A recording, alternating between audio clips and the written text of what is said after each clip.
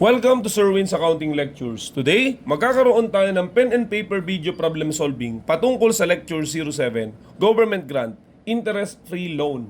Actually, nasa description ng video lecture na ito yung mismong problem under discussion. Kung gusto mong sagutan ng solo at balikan ang lecture na ito kapag tapos ka na, mas mabuti. Kasi, ang accounting ay natututunan not by mere listening but by you doing the problem solving.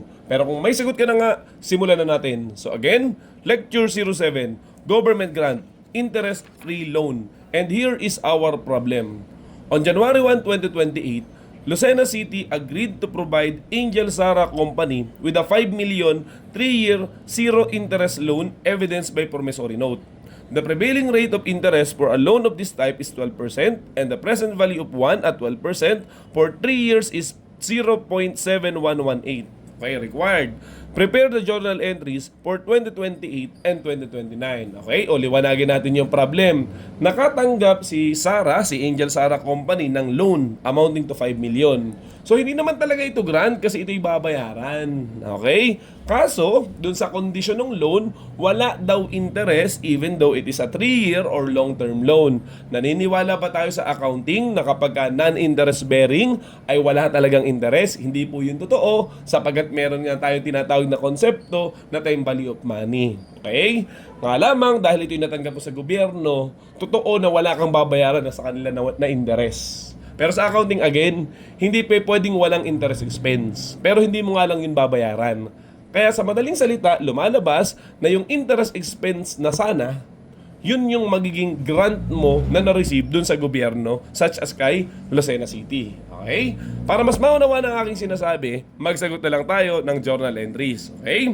Simula tayo sa January 1, 2028 kasi ito na yung panahon kung saan nakatanggap siya ng cash amounting to 5 million.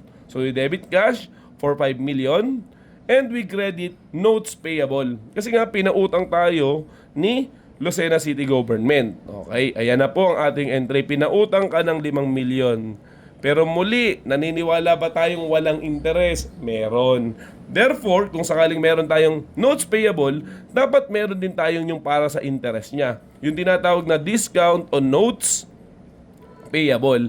Hindi pa pwedeng tawagin na interest expense ngayon sapagkat hindi pa naman lumilipas ang panahon, kauutang pa lang. Kaya therefore, ang ginagawa natin, nagke-create tayo ng contra liability account na tinatawag na nga na discount on notes payable wherein ito yung magiging interest as we move along. Okay? Ang tanong, paano nalalaman yan? Okay, simple lang, meron po yung computation. We have to get the face value of the loan, which is the note of the 5 million note. So we have the face value amounting to 5 million and it will be compared to its present value. Okay? Kasi nga, non-interest bearing, may interest talaga yan. Okay? Paano malaman ang face value nung loan? Simple lang, aalamin mo yung kanyang PV factor, yung present value of 1 dahil isang beses lang naman itong babayaran. Okay? So 5 million will be multiplied to the 0.7118 kasi yun daw yung kanyang present value. Ang prevailing interest rate ibig sabihin ay 12%. Ano ba yung prevailing rate? Yun bang tipong kung ikaw ay mangungutang sa iba, yung kalakaran, yung normal na rate ngayon, yung prevailing na nga ay 12%. Ay dahil nga naging free na ito ni government, ay di yung 12% na interest na yun yung iyong parang government grant. Okay? So again, kwentahin natin yung present value, yung totoong value ng loan kung sakaling walang interest. Okay? So solve na natin. So we have 5 million multiplied by the factor, the PV factor of 0.7118. Therefore, the present value of the loan is 3,559,000. We have to get the difference to determine the discount on notes payable. Ito na nga yung free interest. Okay, na hindi naman talaga totoong walang interest. Okay, so 5 million minus the present value, the face versus the present value, we will get 1,441,000. So, yan yung magiging debit natin. Ay balance ba yung ating entry? Siyempre hindi. Okay? Kasi kulang pa tayo ng isang account title. Yung tinatawag na deferred government grant or the simply deferred grant income. Deferred deferred grant income amounting to 1,441,000. Yan ang binabanggit natin. Yan sana yung interest. O ay dahil nilibre, ay therefore yan yung magiging grant income. Pero hindi pa income ngayon dahil nga ang loan mo naman ay 3-year. So dapat yung grant income ma-realize din, ma-recognize within 3 year. Kaya for the moment, on the date of loan grant, it is still deferred or a liability. Okay? So let's move on. Lilipas yung panahon, dadating yung December 31, 2028. Okay? So, wala namang bayaran ng loan na magaganap. Pero dahil nga lumipas ang panahon, isang taon, magkakaroon niya ng interest. So therefore, we have to debit interest expense. Okay? And we are going to credit the discount on notes payable. Magkano yun? Ang interest ay nalalaman by multiplying the rate of 12% to its present value. So therefore, 3,559,000 multiplied by 12%, that will be the interest that should have been, okay, dun sa loan. Okay, compute natin. Yan, 3,559,000 times 12%. So we will get 427,080. Ayan, yan po yung amortization na tinatawag.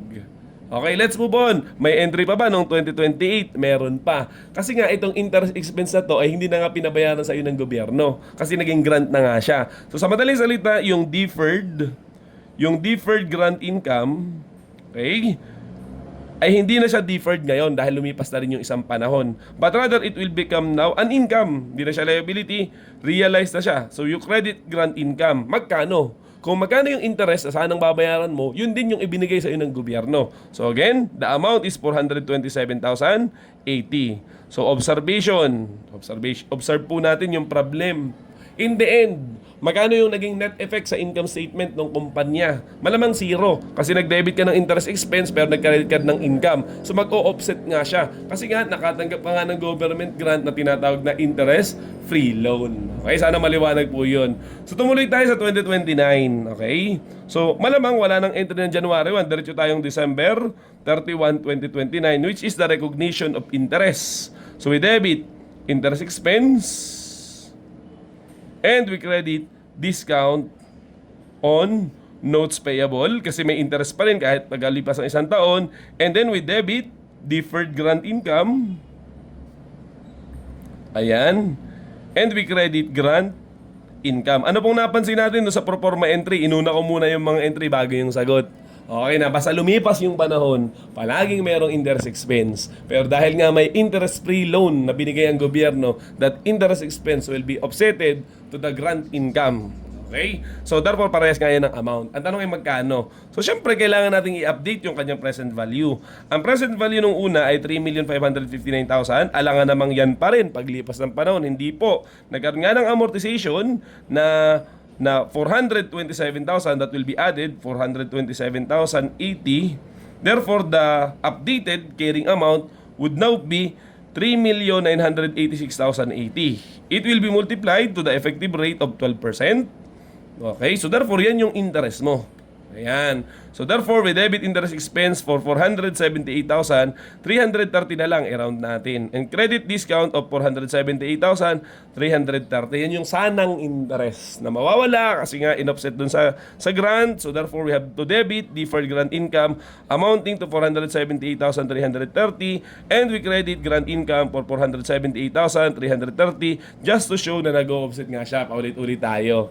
Kung sakaling itanong pa man yung kasunod na taon, yung 2030, edi malamang uulitin mo lang ulit ito, i-update mo yung bagong present value multiplied by the effective rate at hanggang sa kahuli-hulihan there will be a payment, okay, by just simply debiting the notes payable and crediting cash amounting to the loan amount of 5 million. Pero di na naman yung tinatanong and I believe magiging process lang naman siya. Okay, so therefore tapos na po yung ating problem. Sana meron kang natutunan. So yun lamang at maraming salamat.